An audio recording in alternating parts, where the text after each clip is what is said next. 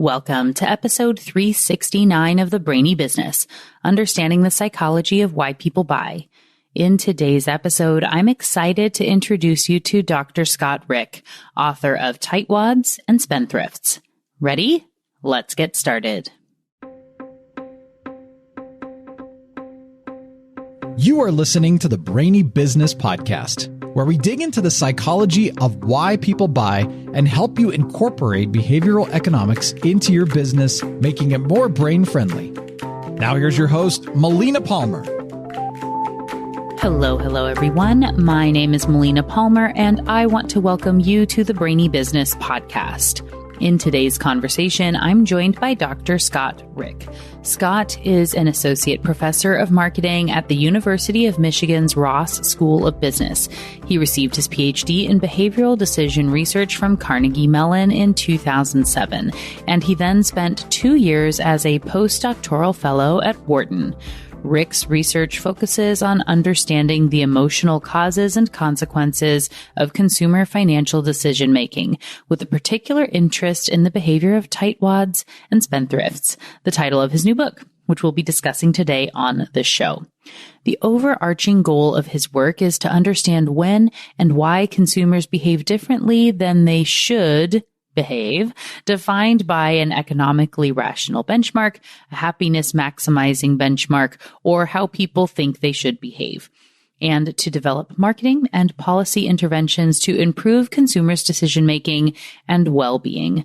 Scott has published in marketing, psychology, management, neuroscience, and economics journals, including the Journal of Consumer Research, the Journal of Marketing Research, the Journal of Consumer Psychology, Organizational Behavior and Human Decision Processes, the Annual Review of Psychology, and Neuron.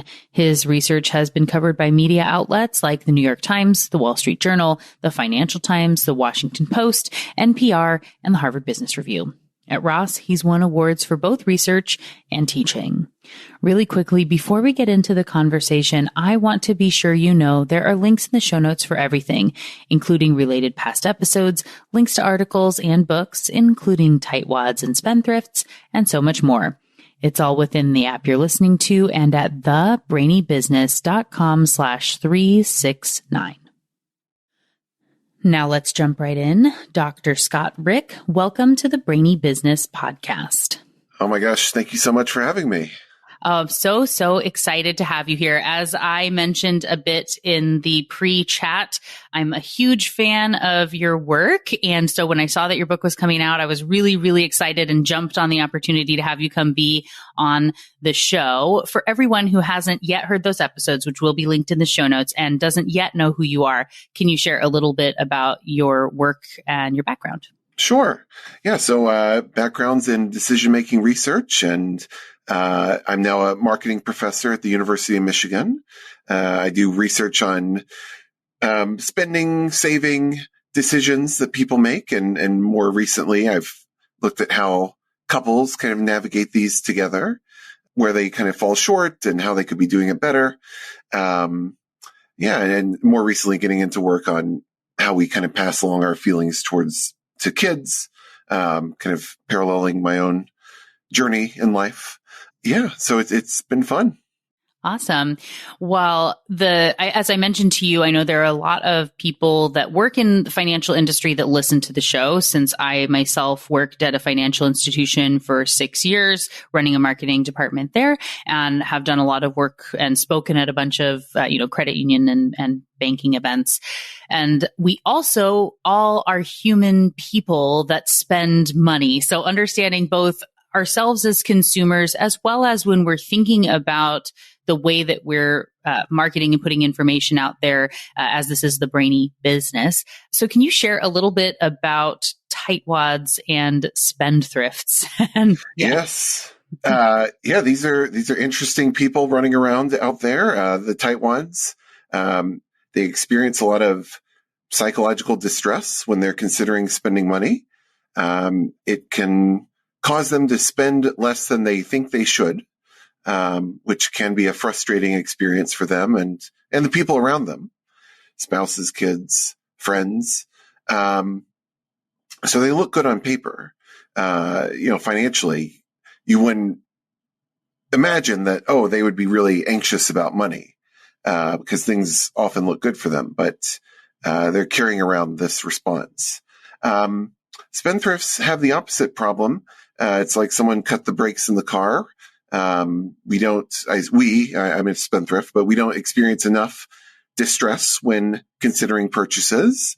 And that can lead us to go a little bit overboard. And so that could be also a frustrating experience. And so these are kind of two ends of a continuum. There are people in the middle. We call them unconflicted consumers. They have a good amount of distress when thinking about spending money, not too little, not too much. It's kind of a nice Goldilocks zone. They tend to be happiest. They're not the most interesting psychologically. To me, the extremes are the most interesting. And it's not, I say extremes, it's not rare. We find that maybe, 25% tightwad, 25% spendthrift, and then the rest in the middle, depending on your sample. So there's quite a few of them out there.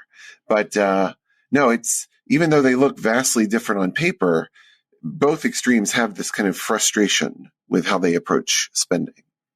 Yeah. I really appreciate too that in your, in the paper, in the book and other work, I'm sure, talking about how where we'd say as a tightwad is just frugal, right? But that they're not the same things there. And so you take the time to break down. It's not just this. It's not just this. It's not by gender. It's not age. It's not right. So can you break that down a little bit? Yes. So I wanted to clarify in the book, there's different ways to spend conservatively, tightwad being just one flavor, but it has cousins. Frugality, as you note, is something else that could keep people from shopping a lot, but frugality seems to be a very different approach. Frugal people enjoy saving. They enjoy kind of reusing baggies and all kinds of household items, and they just take some joy in it. They believe it's the right thing to do. And frugal people save a lot and they tend to be happy with it. And so if you're frugal, like, my goodness, good for you. That's wonderful. There's that. There's also kind of people who are just cheap and, have money, and it's not like a tightwad where they kind of want to buy these different things. The cheap person just doesn't have that desire. And, I tell the story about this woman who is rich and her son needed medical attention and she just wouldn't pay for it. And, this is back many years ago. And, the child suffered, but she just had no interest in spending the money on him. So it was just a very self-centered version of conservative spending.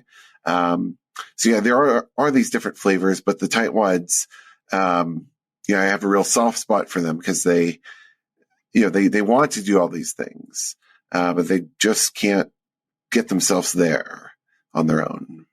Mm-hmm. My husband is definitely in the tightwadism side of the spectrum. And I do, it's nice. And as we look at the, balance of, the tightwads and spendthrifts, and like you said, I love how open you are with your, is it spendthriftiness? Is that sure? Yeah. It's a strange word, but yes. I don't often quote things from academic papers, but on yours where it's something it was talking about the continuum of tightwadism to spendthriftiness. That was just like such a fun line. You can't not, right? Yeah, right. But I think the way that you are open with some of the mistakes that you've made as a Kate Spade fan, I appreciated that story. Yes. On gift giving, which is interesting. And I wasn't necessarily planning to go here now, but I think now that I've opened the door, we can talk a little bit about gifts. Yes, let's walk in. Yeah, there's a chapter on how to give better gifts, and I think there is a lot of bad gift giving out there. Some of it kind of we're kind of helped by companies who suggest that our products would be a good gift, to a good way to show your love and your understanding of your partner. And it's in the kind of hopeful imagination of the gift giver. You can see how they'd be like, okay, yeah, that would be good. But to the recipient, it can actually be quite devastating to get that gift, sending the wrong message. But yeah, so I try to address some of the common pieces of advice and why I think it's not so good. Like, oh, you should just ask your partner what they want and then give that to them. It's a very risk averse piece of advice that's out there, meant to avoid disasters. And yes, there can be some disasters, but, no, I think it's all wrong, because, gifts require surprise, and that's why we buy wrapping paper. And, these gift giving opportunities are these moments where we can tell our partner, hey, I see you. I understand you. I appreciate you. Because we're not doing it verbally enough. We walk around, if we're in a good relationship, appreciating and admiring our partner, but we're not verbalizing it because we just don't find the moment, or we feel weird about it, or we're talking about who's taking the kids to soccer. It's just, there's not a good time to bring up like what I love about you. It's just doesn't fit. So these gift giving occasions, and there are many of them, these are really critical moments to tell our partners kind of what we know and how we appreciate them. So you really have to get to know your partner, got to understand them, got to explore their inner psychological world. And that takes time. And in the book, I propose, well, here's some questions you can ask to kind of learn more about kind of what they're worried about, what they're excited about.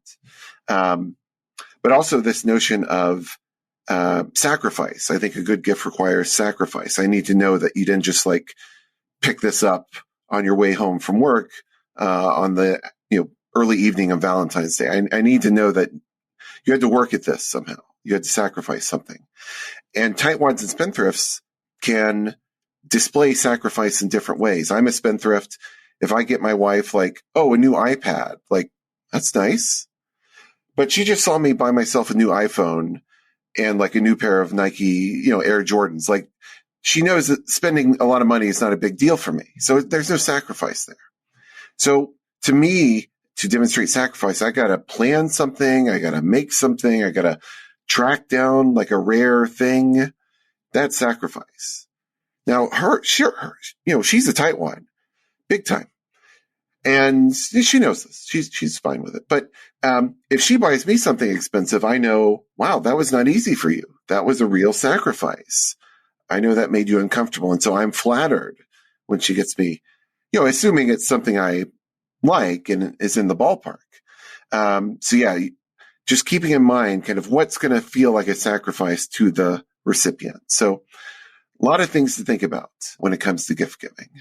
Yeah, the thing I struggle with, and knowing that my dear Aaron, he will be listening to this, so we'll be spoiler alerting for future gift giving, I guess. But so what do you do knowing, you can't necessarily give all the advice, but in a world where my husband will definitely say, and I know the case, so he is a tightwad and like not what doesn't define it as a minimalist, but in that like essentialism thing of like, do we really need it? Always trying to be downsizing and getting rid of things. So he doesn't like clutter. He doesn't like those sorts of things. And he doesn't want to spend money. Like his ideal gift is nothing, is something that he would say, right? Yes.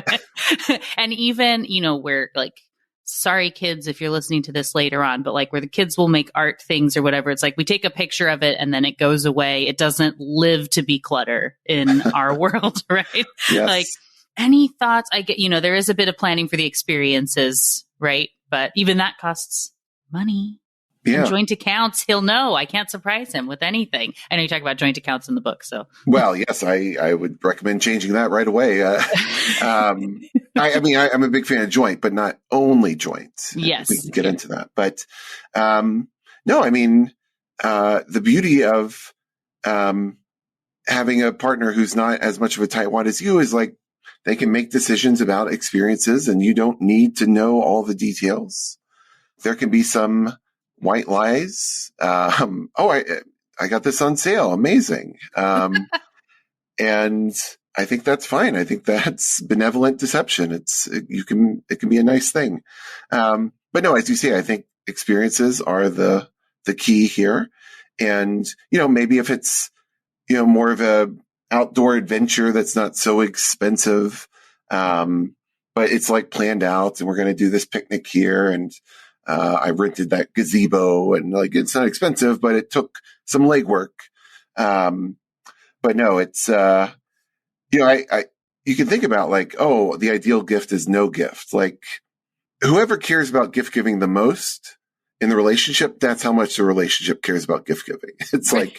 like, you can't do away with these things. They're there. Like, I'm not sure we would have picked all these things if we could start over from scratch, like Mother's and Father's Day and the hallmark of it all. But it's what we have, and it's not going anywhere. And it's not fun when one partner asks the other, like, "Oh, are we doing Valentine's this year?" Like, yes, we're doing it. We're doing it every year. If one person cares about it, we both care about it. So it's very tricky. But yes, experiences, planning, sacrifice via planning. Okay, I love it. I have some thoughts I won't say Please. because I know Aaron Yes, Aaron will listen, so I can't spoil whatever surprise will be coming. Good. Back. Yes. Well, we touched a little bit on the joint accounts. I thought that was a really, really interesting section. And in a, like, I'll just let you jump into it. I won't tee it up more than that. Let's talk joint accounts. Sure. Yeah. So, there's always been this question of what is best for the marriage, what account structure is best. And there was some prior research, important, interesting, suggesting that couples with joint accounts are happier. And the question is, well, what's causing what?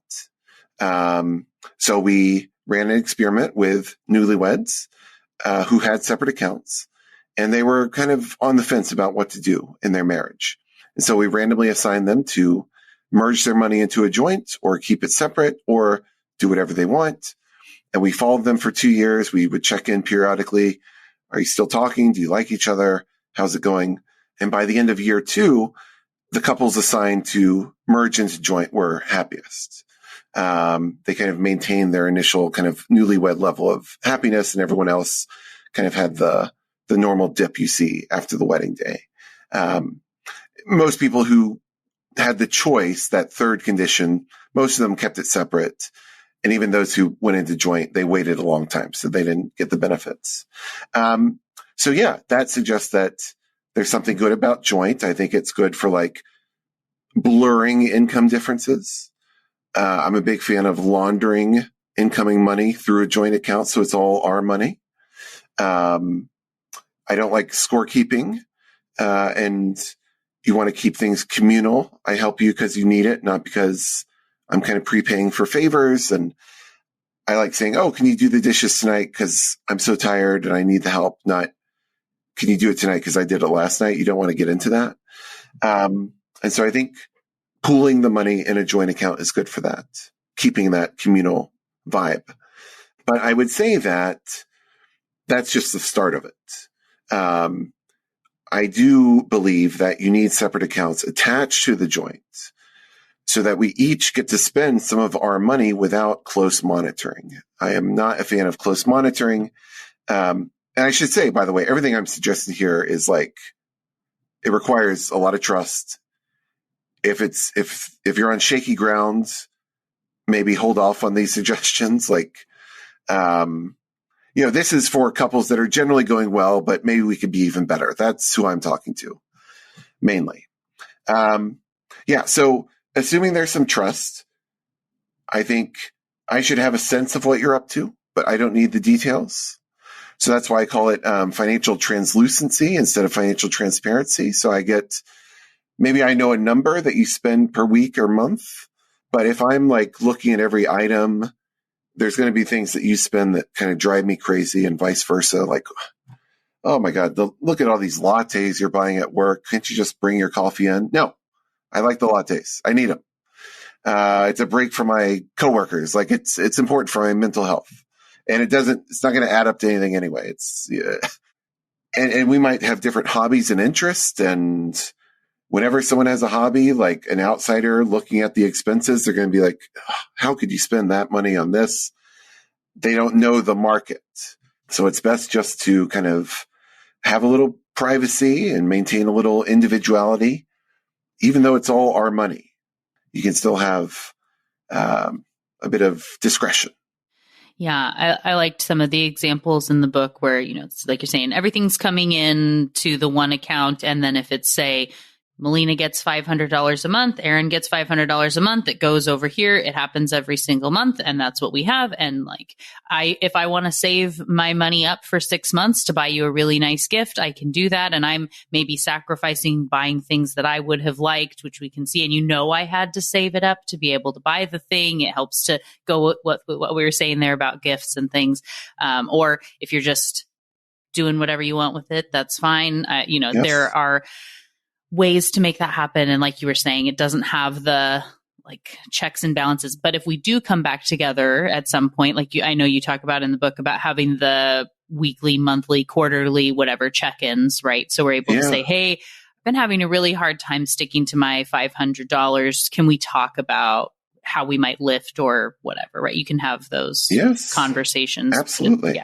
Yeah. I think the information is always available upon request. Hopefully the requests are infrequent, but you can always say if it seems like things are not going well, I think the first step is like a self-audit, like, hey, let's say we're going to take a look at it. I just need to know that you looked and you're going to correct things. But yes, you can always say, I would love a second pair of eyes on this. And so that should always be an option. But yes, it's just the proactive kind of, line reading statement, kind of line by line, that, a lot of other very sensible financial advice givers propose this. And I know why they do that, but psychologically, I don't like that approach. Yeah. Yeah. When reading about it in the book, you're talking about the research that you did here of those 3 groups, like you were just talking about. And then you had just, it's like 2 or 3 paragraphs about some of the research that Stephen Levitt had done on the flipping a coin on the website and whether people were happy with their decision or not. I will let you share a little bit about that research, but it's, I have so many thoughts about the whys behind it that I'm sure, I don't know if this was one of those sections that it's like kills you to only have it be the length that it is. But yeah. Do you want to share about that? Sure. Yeah. So Levitt had this experiment. People were on the fence about various things. Should I quit the job? Should I propose to my partner? And he invited them to go to his website, flip a virtual coin. And then, some people were kind of asked to do what the coin says. And he found, a few months later, the people who followed the coin were happier. Now it's a few months later. There's always questions about, well, let's check in with them a few years later. Same with our experiment, of course. We're just looking at the first 2 years. But, that's the key thing about our study is all of our couples, in order to be eligible for our study, were undecided and we're open to the idea of joint accounts. Those are our people. That's where we think a little nudge, you're toying with it. We think there's a good reason to be nudged into a joint account. And so, we thought we're not doing any harm to these couples. Maybe it wouldn't work, but we didn't think we'd be doing any harm. So sometimes, yes, you need a nudge, to get off the fence. I think Levitt only found that, people who were considering getting a tattoo 6 months later, they were unhappy that they got the tattoo. But, so yes, some things you have to be careful about, but no, I mean, it's not for everyone. If things are unstable or it's uncertain, I'd say keep it separate. Protect yourself. But there's this constant tension between actions you take to protect yourself and actions you take to kind of connect to a partner. And it's hard to do both.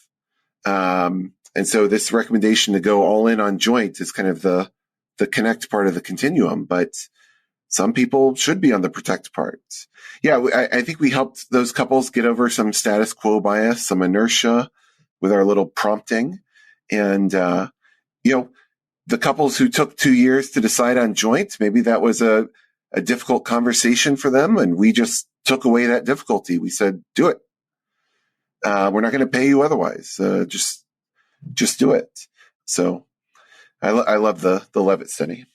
Yeah, I think for me too, because it was saying the people who, I believe, if I read that correctly, it was the ones who followed the coin advice were the happiest, right? Exactly. So if the coin told you to do something and you didn't do it, or if the coin told you not to do the thing, people were less happy than those who were told to just make the change, right? Right. The change makers were the happy ones. Yes. Right.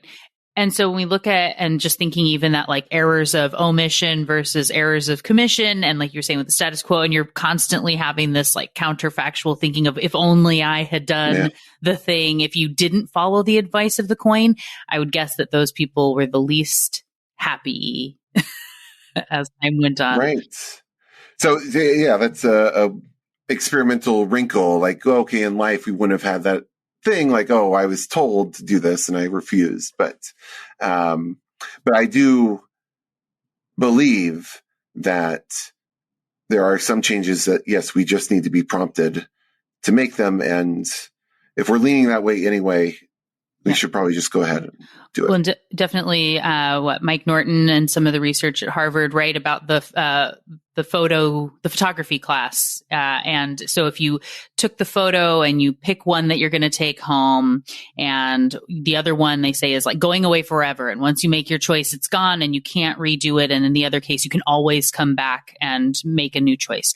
And people would think they'd be happier in that second option where they can always be coming back, but they actually are less happy in that case. And so get in the, like we said, the nudge, the little of someone giving you the permission to just do the thing. And also where you can kind of say, well, like this, I got to be happy with it because I'm here now. And the fate, the universe said it was time. The coin said, this is what I was supposed to do. It's something you can kind of lean on to feel good about the choice you made. So it's nice to have those nudges of influence throughout, even when you're leaving them to chance, like in the case of a coin flip, right? Yeah, right. No, a coin flip, there's research that can be clarifying in your decision making. Okay, now I can actually simulate this in my mind and properly consider it. And it's something. Yeah. But that Norton research, it's kind of related to what I talk about in the book about prenups and backup plans. And it's not always a great thing to have like a backup plan. Like, oh, what if this doesn't work out? And I have this other arrangement. I don't think that's good for marriage. I mean, I can imagine some financial advisors kind of pulling their hair out listening to me say these things. But I'm looking at things from a psychological well-being perspective. And when you have a backup plan, you don't work as hard at the focal plan. So that's one reason I worry about prenups. Yeah. That's the, like they say, burn all the food on the way into the battle, right? Like there is no, this is it, right? Yeah, right. Sort of a approach. Exactly.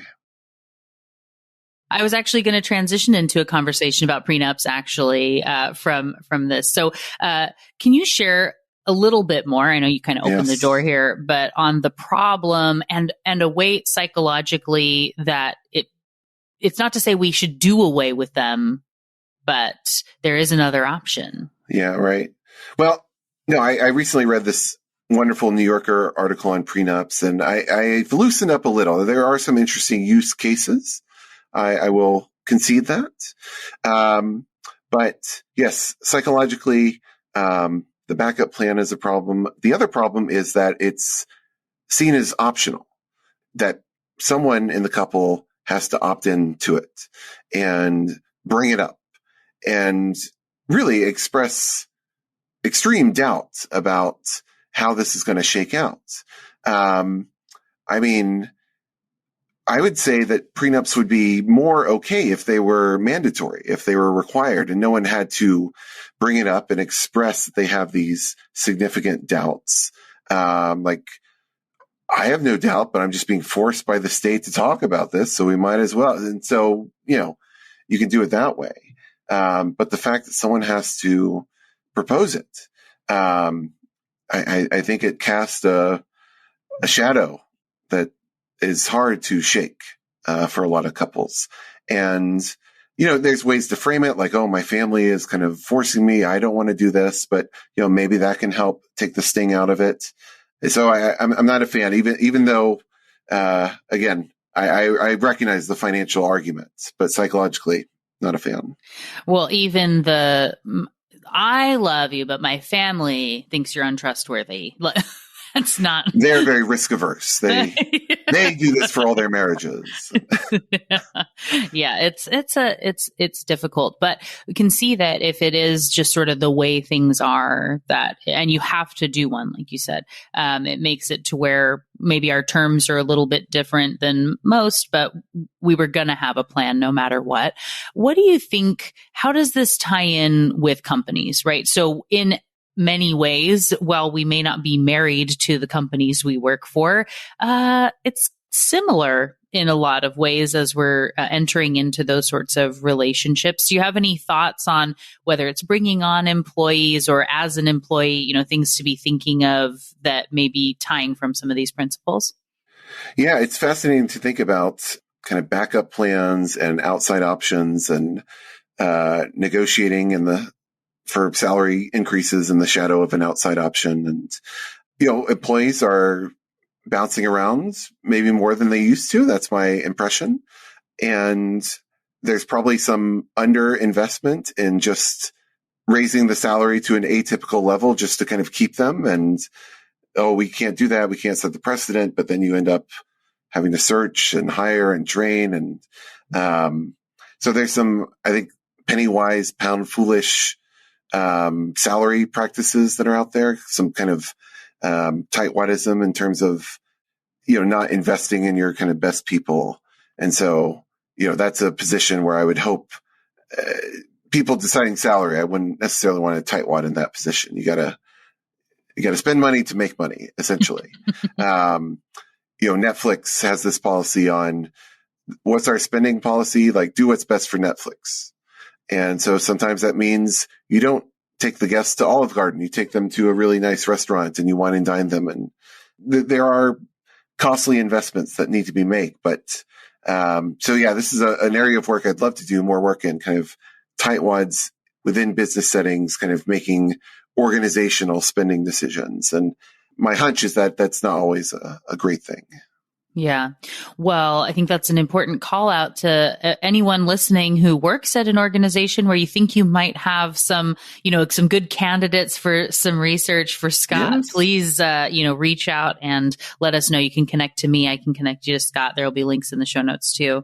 I'm also going to link to my episode with Kate Gigax, where she was talking about that, the psychological contracts that are made at the beginning and where people break trust and how it changes our perceptions at work. Really interesting conversation. I think that ties in to what we were just discussing here. The other piece of what I was telling you in our pre-chat that I did want to make sure we covered that I think had some good, business crossover has to do with the love or money question of if we're going to get married, do you get married for love or money? And ties into taking the job for passion or money or anything else. Yeah, right. So you can talk about, of course, the way you talk about it in the book first, and then we can transition into corporate and career stuff.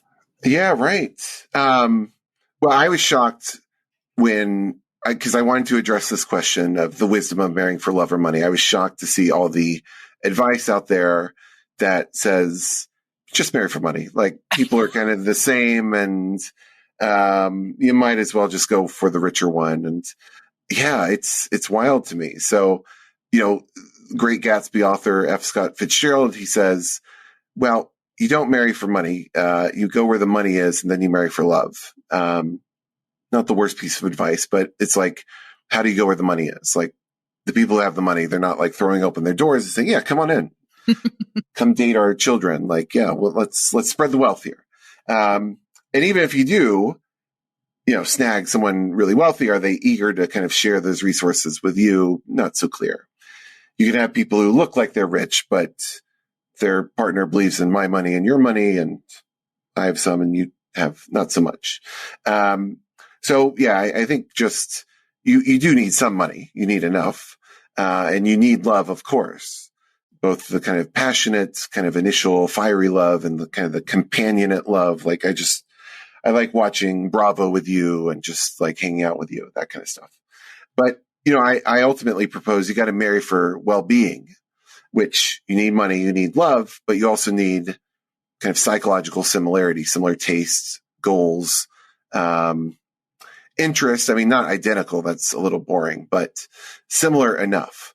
And I mentioned this example of a woman who was deeply in love with someone, but he wanted to live on a farm and raise a bunch of kids, and he was very religious, and she wanted to live in the city and maybe have one kid, maybe zero, and much more secular. And these were just very different ways of living. And despite all the love, they had to end it. And they both kind of ended up living those desired lives, and they were very happy, and they still keep in touch. But you need that psychological similarity. And so that's another essential ingredient. That's why I say well-being is kind of what we're marrying for. But yeah, I can imagine all kinds of parallels to kind of, where do I work? Is it just about the money? Is it just about the mission of the company? Sometimes those are both there, but maybe the day-to-day is kind of unacceptable grind. So you can really believe in something and be compensated for it. But, if you're around like unpleasant people, it's not going to work. And so, I do see a parallel there. Yeah. I love the term, the companionate love. So that is right. Your book is the first time I've seen that. So now it's going to be a total Bader-Meinhof phenomenon. I'm sure I'm going to start seeing it everywhere. But I just think that is such an interesting piece as we look at, I'm also going to be having a conversation about Cass Sunstein's new book, Look Again. And now I'm going to say the name. Yeah, Look Again. It's there on the floor. About how we habituate to things and everything. Really, really interesting stuff. But I think, that where the passionate love may die out, if you don't have the companionate piece, it can be really problematic. And it's the same, like you go in and you're going to be starting a new career, a new job with a new company, and there's the anticipation of what it could be and the joy of winning the role and like proving yourself in the thing. And then when you kind of settle into it, is it what you need it to be to hold on to for the long term, or then you're going to it's going to fizzle and burn out, and then you need the next kind of high in that case. Exactly. Right? And then you go search for the next thing. Yeah. Exactly. The sizzle still needs to be, we hope it doesn't die completely, but yes, it's not like kind of day one. And, yes, what's left behind after the initial surge of passion is, that's marriage. That's what it's all about. Yeah. And while we may not want to think about marrying our companies, we are, committing to them in a lot of ways. And, there are a lot of legal pieces tied in with that and contracts that we're signing. And it's important to be thinking about what is this going to feel like 6 months or 6 years from now, having that idea on the front end. So it's not too, we're not too over the top. And I think in the same way as someone who's doing the interviewing as well, right? So if you're in the organization and you see a candidate and you think, oh my goodness, they're amazing. Or if you look at, depending on the role, you may have them doing some sort of a task. I, having run a marketing department for a long time, you're having people, yes, they can show you a portfolio of what they've done, but if you also give them some sort of an assignment and see how well they follow the directions, and if they did some intuiting, if they went above and beyond, it's like if they don't go above and beyond in the interview, they're definitely not going to, when things kind of die down as we go. But that, thoughtfulness to the thing that they're giving you at the interview is potentially where they're spending more time and they're the most interested that they could be. Yeah, so, sure.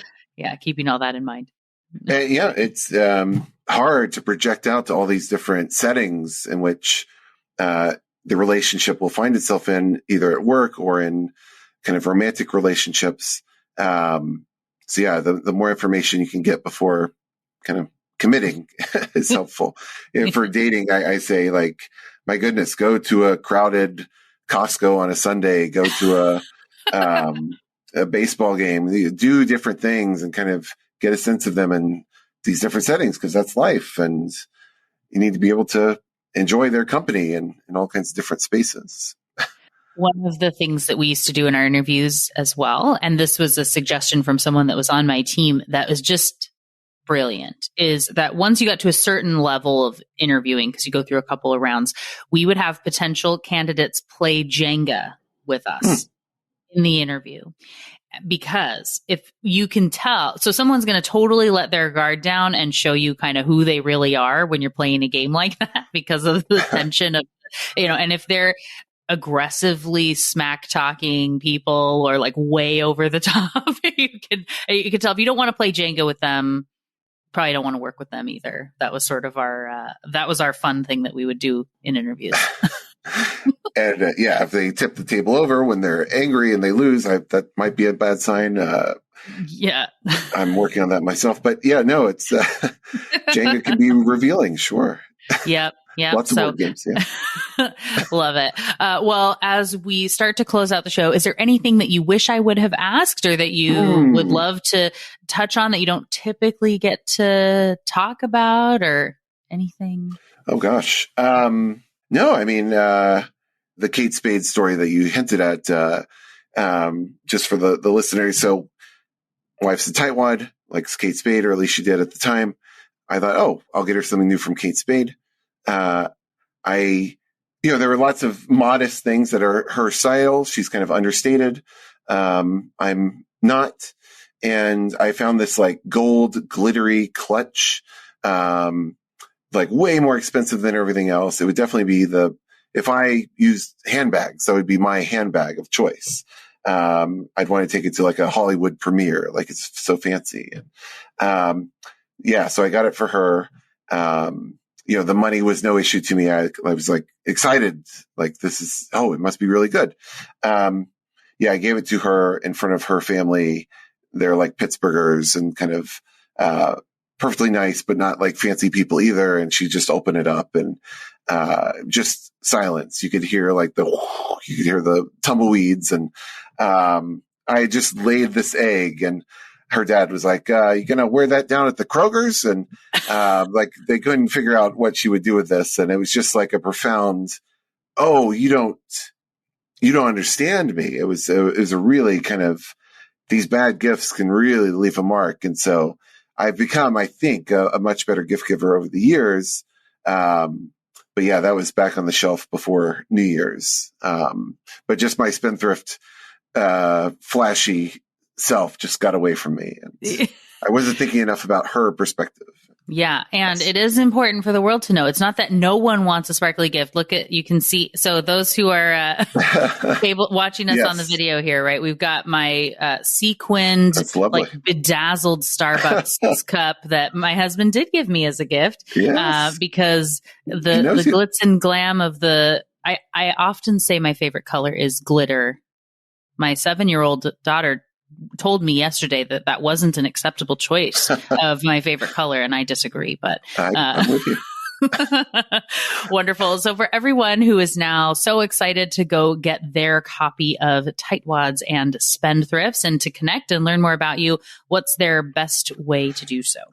I think it's at bookstores everywhere, and you can find it and me at scottrick.com, and I'm on all the socials at Likely Shopping at Instagram. And Likely Shopping. That's I love that's that. My tag. Yeah. Ooh, following immediately. We're going to add that. Those will all be linked in the notes, of course. And thank you again for joining me on the show. It was a lot of fun to chat with you today. Thank you so much. Thank you. Thank you again to Dr. Scott Rick for joining me on the show today. What got your brain buzzing in today's conversation? For me, I've always loved this research on tightwads and spendthrifts, as you heard me talk about in the conversation. Perhaps it's from my background in banking or just from my curious nature. Whatever the case, I'm so glad that Scott has now written this book and joined me on the podcast to talk about it. I know there are so many people out there who struggle with spending and that it can cause a lot of conflict in relationships, whether you overspend or have a really hard time spending, if you're a tightwad or a spendthrift. So knowing that you aren't alone and understanding the way you're wired and how that might be different than those close to you, where you might want to adjust your own behavior, how to talk to those around you to help them understand your and their natural tendencies, and maybe even change some that aren't serving you or them well is pretty cool. I especially love the idea of being able to incorporate this into conversations with kids to help them be better with their money. It's so important and something that is definitely not taught enough these days. As we close out the show, don't forget about those show notes, which include links to all those related past episodes and books, including Tightwads and Spendthrifts, a full timestamp summary of the episode, and more. It's all waiting for you in the app you're listening to and at thebrainybusiness.com/369. And thank you again to Dr. Scott Rick for joining me on the show today. It was a delight to chat with and learn from you. Join me Tuesday for another Brainy episode of the Brainy Business Podcast. It's going to be a lot of fun. You don't want to miss it. Until then, thanks again for listening and learning with me. And remember to be thoughtful. Thank you for listening to the Brainy Business Podcast. Molina offers virtual strategy sessions, workshops, and other services to help businesses be more brain-friendly. For more free resources, visit thebrainybusiness.com.